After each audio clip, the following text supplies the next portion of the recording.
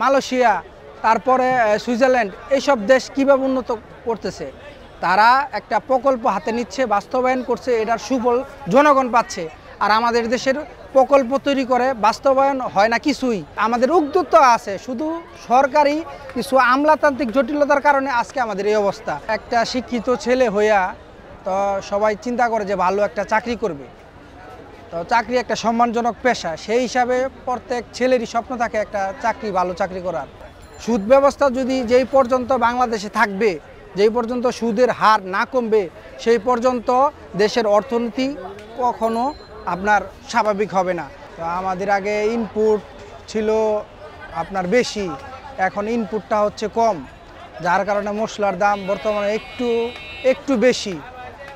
বিভিন্ন বাজার থেকে আগে মালগুলো আসতো, কিন্তু এখন বন্ধ হয়ে গেছে। সরকার রদবদলের কারণে এখন বিভিন্ন সংকটও দেখা দিচ্ছে বাজারের কারণে। দ্রব্যমূল্য যখন কম থাকে, বাজারের দাম অটোমেটিকলি বৃদ্ধি পায়, যার কারণে সাধারণ মানুষের হালনাগাদের বাইরে চলে যায়।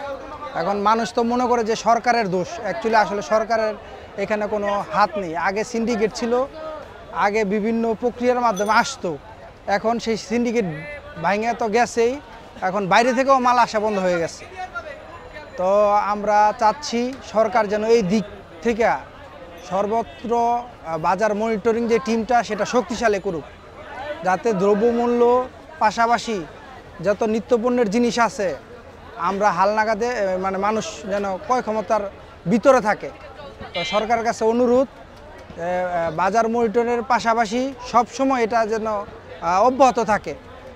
অনেক সময় দেখা যায় আপনার টিম আসে, ম্যাজিস্ট্রেট আসে, টিম আসে, তারা একদিন করে যাওয়ার পরে আর 2-3 মাস খবর থাকে না। এই 2-3 মাসে একটা মানে কিছু মানুষ আছে যারা আপনার মজুত করার পরে এটা বিক্রি করে একটা কৃত্রিম সংকট রাখে বাজারে। কৃত্রিম সংকট রাখার পরে আপনার মশলাদি সহ আপনার নিত্যপ্রয়োজন সব জিনিস বাইরে যায়। তো এই কৃত্রিম সংকট যেন না করতে পারে কিছু মানুষ যেন স্টক না করতে পারে, যে বাজারের চাহিদা অনুযায়ী স্টক করে রাখে বেশি আর বাজারে মাল ছাড়ে কম, যার কারণে অত্যাধিক মালের ঊর্ধ্বগতি। আর তাছাড়াও মূল্যস্ফীতি আছে, আপনারা সবাই জানেন, বর্তমান সরকার কাজ করে যাচ্ছে। তো আমরা বলবো সাধারণ জনগণ যেন নিত্য প্রয়োজনীয় জিনিসের পাশাপাশি 2-1 বেলা খায় বাঁচতে পারে। তো একটা শিক্ষিত ছেলে হইয়া তো সবাই চিন্তা করে যে ভালো একটা চাকরি করবে, তো চাকরি একটা সম্মানজনক পেশা, সেই হিসাবে প্রত্যেক ছেলেরই স্বপ্ন থাকে একটা চাকরি, ভালো চাকরি করার। কিন্তু বর্তমানে যেই স্টুডেন্টগুলো বেরোচ্ছে সেই তুলনায় বাংলাদেশ সরকারের এত সিট নাই যে চাকরি দিবে। তো এই কারণে আসলে ব্যবসায়ী হয়ে ওঠা, তো নিজের পরিবারের তাগিদে আপনার ব্যবসা করতে হয়, আপনার নিজেও চলা যায়, পরিবারকেও সাহায্য করা যায়, পাশাপাশি নিজের একটা কেরিয়ার দাঁড় করানো যায়। তো আমার মতো এরকম ক্ষুদ্র ব্যবসায়ী অনেক আছে যারা মনে করেন যে প্রতিদিন লড়াই করতেছে কিছু বড় ব্যবসায়ী হয়ে ওঠার জন্য, কিন্তু সরকারি দিকে দেখতেছে না। যদি আমাদের ক্ষুদ্র ব্যবসার দিকে নজর দেয় সরকার, তাদের তহবিল থেকে, আমাদের বিভিন্ন দেশ আছে তারা আইডিয়ার ওপর লোন দেয়, আমাদের আইডিয়া থাকা সত্ত্বেও সরকারি দিক দিয়ে খেয়ালই রাখে না যে আইডিয়ার ওপর আবার কীভাবে লোন দেওয়া হবে। তো আমরা চাবো যে সরকার যেন শিক্ষিত ছেলেদের যে একটা লোন দিয়ে তাদেরকে ব্যবসায় অগ্রগতি করার জন্য, তা না হলে দেশ আগাবে না। আর শিক্ষিত সমাজ এই কারণেই মানুষ বলে যে উন্নত দেশ দেখবেন আপনার যারা শিক্ষিত তারা কিন্তু তাদের প্ল্যানিংয়ের ওপর 70% টাকা ব্যয় করে, শুধু তাদের প্ল্যানিংয়ের ওপর 70% বাজেটই রাখে, যে বাজেটটা যেন এরকম হয় যে প্ল্যানিং যেন 70% প্ল্যানিংয়ে যাক, 30% আপনার যারা কাজ করবে তাদের উপর ব্যয় করুক।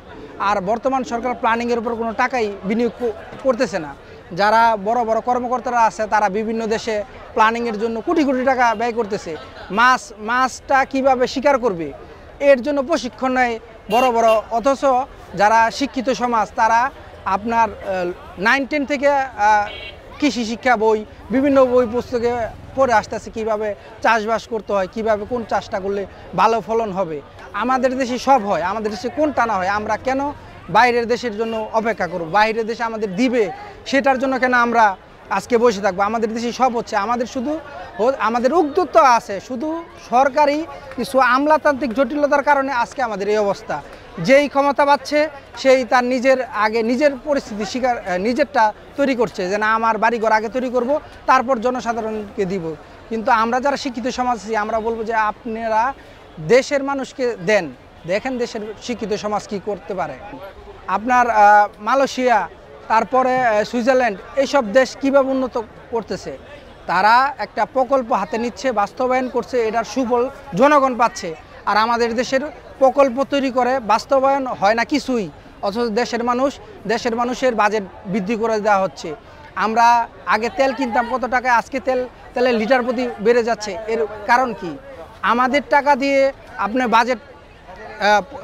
বাজেট সংগঠিত করতেছেন, আমাদের ভ্যাট ট্যাক্স প্রতি দ্রব্যমূল্যে বাড়াই দিতেছেন। আজকে রাস্তায় এত যানজট, কারণ কি? গাড়ি বাড়তেছে, একটা পরিবারের 5টা 7টা করে গাড়ি। তো আপনার এগুলা কারা করতেছে? এগুলা সরকারের আমলারা, যারা কিনা সব কিছু বোঝে, জেনে শুনে শিক্ষিত সমাজ, তারা সবই জানে, অথচ মুখ খুলে কিছু বলার সাহস পায় না। আজকে কৌশলগতভাবে আগে যাক, কৌশলগতভাবে যদি প্রত্যেকটা সেক্টর সরকার যদি ধরে, তাহলে এই দ্রব্যমূল্যের পাশাপাশি দেশ উন্নত হবে। অন্ন, বস্ত্র, আপনার চিকিৎসা, বাসস্থান, আমাদের নিত্য প্রয়োজনীয় 5টি যেই জিনিস, এই জিনিসগুলো খেয়াল রাখুক।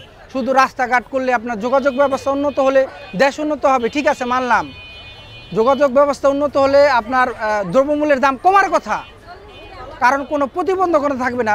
আগে দেখা যাচ্ছে আপনার রোডে ট্রাফিক জ্যাম থাকতো, এখন মোটামুটি কম। সেই তুলনায় মালের দাম কমার কথা, আমরা কি মালের দাম কমতেছে? বরঞ্চ মালের দাম আরও বাড়তেছে। তো এই সকল কিছু সিন্ডিকেটও এর ভিতরে সম্পৃক্ত, যারা মুখোশ ধরে সিন্ডিকেট বলতেছে আমরা মালের দাম কমাচ্ছি, কিন্তু আলটিমেটলি আমরা যারা কিনতে যাচ্ছি সেখানে দেখতেছি যে না, আসলে আদৌ মালের দাম কমতেছে না। সরকার বিভিন্ন গ্যাজেট করতেছে, বিভিন্ন দাম কমাতে তালিকা মূল্য নির্ধারণ করে দিতেছে, তারপর আমরা বাজারে এসে দেখি যে না, ওই দামে আমরা পাচ্ছি না। এখন টাকার মান কমে গেছে। এখন আপনি 1000 2000 টাকা নিয়ে বাজারে গেলে আপনি ওই রকম নিজের এই 1 সপ্তাহের বাজারও আপনি কিনতে পারতেছেন না। তাহলে দেশের মান কিভাবে আপনি বাড়াবেন? আজকে দ্রব্যমূল্যের ঊর্ধ্বগতি, আপনি কিছু মন চাইলে আপনি খাইতে পারতেছেন না। একজন আগে হলুদ মরিচ জানি তো 1 কেজি 1.5 কেজি করে, এখন সেটার আপনার হাফ কেজিও নেয় না, 100 গ্রাম 200 গ্রাম নিয়ে মানে প্রতিদিনের যেই আপনার চাহিদা সেটা পূরণ করতেছে। আর পুরা মাস মানুষ মানে নুন আনতে তো পান্তা ফুরায়। তো এর মূল কারণ, যারা ধনী হচ্ছে তারা তো ধনীই হচ্ছে, আর যারা গরিব তারা গরিব রয়েছে। এর মূলত কারণ হচ্ছে সুদ ব্যবস্থা যদি যেই পর্যন্ত বাংলাদেশে থাকবে, যেই পর্যন্ত সুদের হার না কমবে, সেই পর্যন্ত দেশের অর্থনীতি কখনো আপনার স্বাভাবিক হবে না। এখানে আপনি 10,000 টাকা ব্যাংক থেকে নিছেন, আপনার দিতে হইব 12,000 টাকা। এই 2,000 টাকা আপনি কোথা থেকে পাবেন? এই যে ইন্টারেস্ট 2,000 টাকা নিল, আপনার কাছ থেকে আপনার তো দিল 10,000 টাকা, আপনি এই 2,000 টাকা কই পাবেন? ব্যাংক তো আপনার 2,000 টাকা দেয় নাই।